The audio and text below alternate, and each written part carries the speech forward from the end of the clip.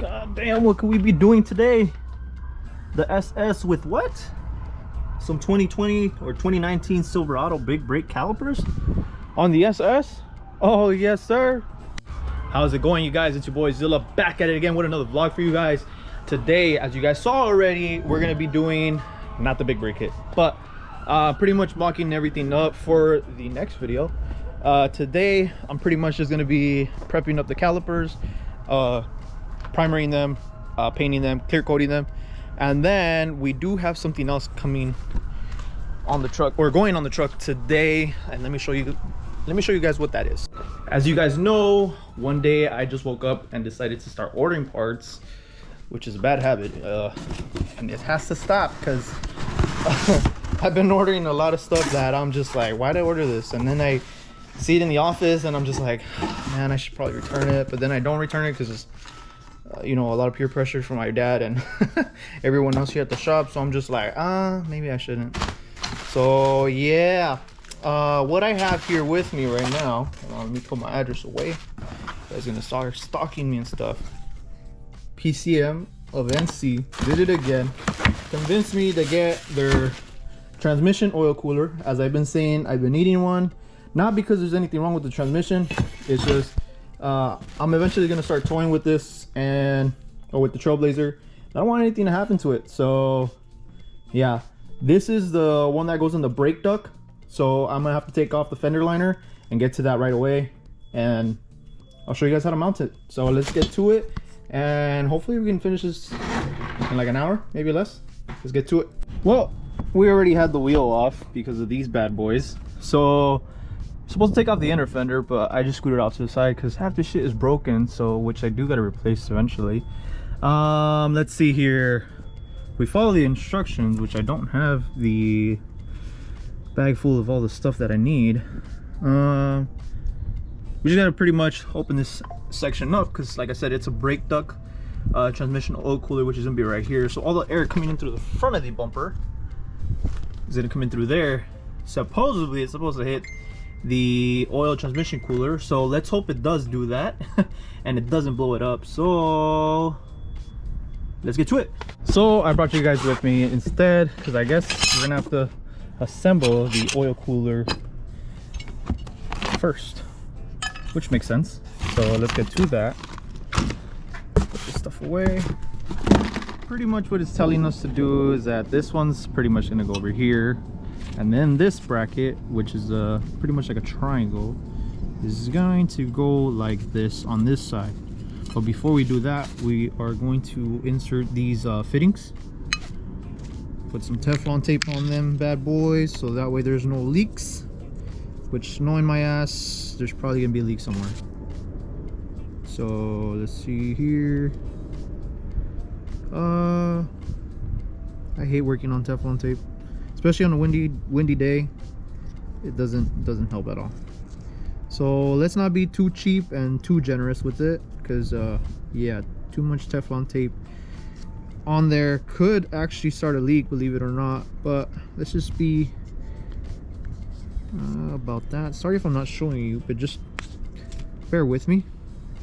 Again, not too generous and not too cheap either. So let's bolt that bad boy up in there.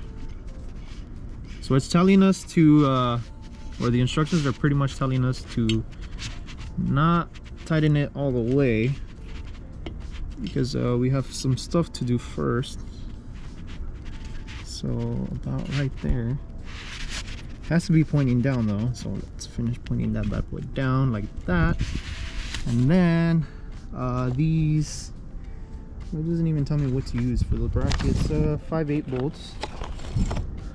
I'm assuming these, because there's only, actually no, that's not it. Okay, haha, I found the bolts. So pretty much like this. Leave everything loose. It says leave everything loose and tighten at the end. So now that we got that step down, let me jump over to the next step. So in just a second, I'm going to show you guys how I mounted up the Tranny cooler over to the frame of the Blazer. For right now, I'm going to focus on the fittings, which is pretty much the last part before we start cutting them hoses up. Yes, before we start cutting them hoses up. So right here we got these fittings. These are going to be for the hoses if you got the non-braided kit, the non-braided stainless steel kit for the hoses. And then we have these fittings. Pretty much what I have understood is that these two are paired up together. So these two are going to use these fittings like this, and then this one is going to get paired up with one of the stock transmission lines, and then one fitting there, and one fitting up to the transmission cooler. This fitting is actually supposed to go on the transmission cooler, so we're going to go ahead and put that one on right now. All right, you guys, like I said, the transmission cooler is mounted on the bumper beam and the frame as well, and then a little bracket on this side right here. So I pretty much have the fittings on right now. I'm gonna go ahead and start cutting up the lines, or the hose, and put them on these nice AM fittings right here. This is a nice kit. Now that we have the easiest hose installed, I'm moving on to the top one. I'm not gonna lie, I was questioning the whole instruction manual. I was like, damn, like I don't even know which one I'm gonna have to take off, because this does say you have to take off a stock line off. And I was wondering which one it was, and I was like, damn, I don't know how I'm gonna do it. So I pretty much, it's just common sense. I disconnected one, so that means disconnect that one. There's a piece of metal that goes from the top all the way to the bottom that connects to the radiator, which is gonna be that part of the hose that you take off. And then disconnect this clip right here. It's the typical GM transmission clips. Pop that bad boy out, and then with the adapter that it comes with for the kit, it's pretty much just gonna go like that. Clip it on right here, and then tighten that AM fitting hose, and then zip tie everything up, and it should be done. So let me finish that up, and then I'll pick it up. Well, just like that, we're back on the road. I know for the most part I didn't really show you guys how to put those hoses on, but I'm telling you, it's really straightforward. When I get home, I'll show you guys what I mean by those hoses, or those lines, where they went. So I had a question, because people kept hitting me up about the 4L80 swap. Give me a second. People kept asking me why I'm doing let me get this light on. People were asking me why am I doing a transmission oil cooler aside from the one that it already has from factory, which is the one that's on the radiator. And my thing is, if I ever want to do hard pulls on it, or you know, I'm going on a long road trip, which I already did, and it did fine. Just the temperatures were a little bit higher than normal, probably like about 10-15 more degrees higher. That's it. But other than that, I mean, it did fine. But again, if I want to go on a longer road trip, you know, I want to make sure my transmission's nice and cool. If I ever want to tow with it, which that's the plan, is to tow at least the Z or any other smaller car that I have with this truck. So, you know, I want to make sure my transmission's nice and cool. I'm not putting too much stress on it. So that's the reason behind why I did the transmission oil cooler.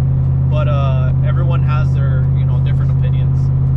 I know a lot of people say it's overkill, but I think, for one,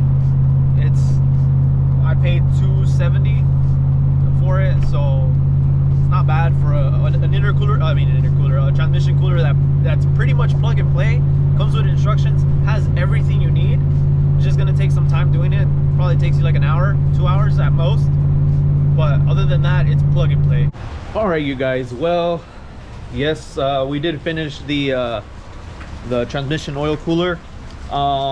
So far, it's been doing good. I've been driving it for about a day, and it's been working very, very good. Next up is gonna be changing out the oil pan, so I can put a transmission temperature sensor. That way, I can run a gauge up in the front, in the cabin, and then we'll know for sure how well it's working.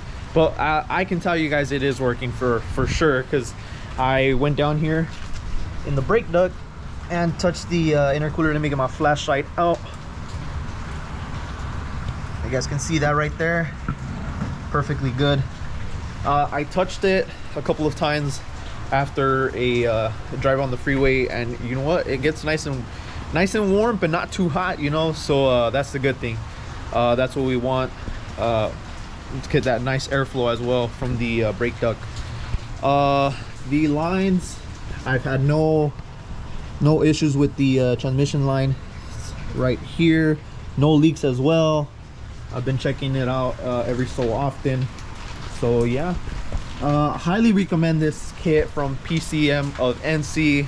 It was about, I want to say, a total of $300. For a total of $300, you're gonna get yourself a plug and play kit. Probably finish it like about a day or an hour or two if you're really well with working on cars. But overall, highly recommend it if you're gonna use the truck for racing, hauling, or just daily driving. It doesn't bother the car at all. If anything, it benefits it, especially if you just got a freshly rebuilt transmission or built transmission. So real quick, you guys, before we end today's video, don't forget to like, comment, and subscribe. We're gonna do things a little differently right now.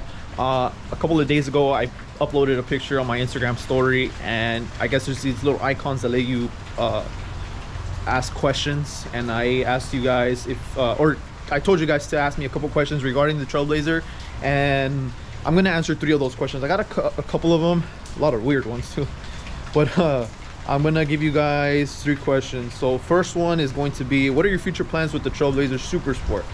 Future plans, you know what, really, honestly, I think we're getting to an end here. I might do a couple more stuff right here inside the engine bay. It's a lot of stuff that I really don't like. So as far as this fan shroud and the manual fan, we're going to be doing electric fans in the near future, and then as well a different cold air intake, because I really don't like this one. But other than that, I'm building it to be a fun, reliable family truck or SUV. So that's why I'm really not going, you know, balls out. Eventually, if we do get a different family truck, it'll be just a spare truck, and then we'll talk about doing some cool stuff with it. Other than that, it's pretty much going to be a fun family SUV. Second question I got for you guys is, someone asked me, where can I get some Speed Engineering headers since we live in California? So that's a very good question. I had a hard time finding these, but someone pointed me in the right direction. And if you're interested, send me a DM through Instagram, officialzilla33. So if you want some and you live here in SoCal, preferably SoCal, so that way we don't have a hard time getting these headers to you, just send me a DM and I'll help you out with them. You know, we're here in California, so we're prohibited from having nice and fun things here in Cali.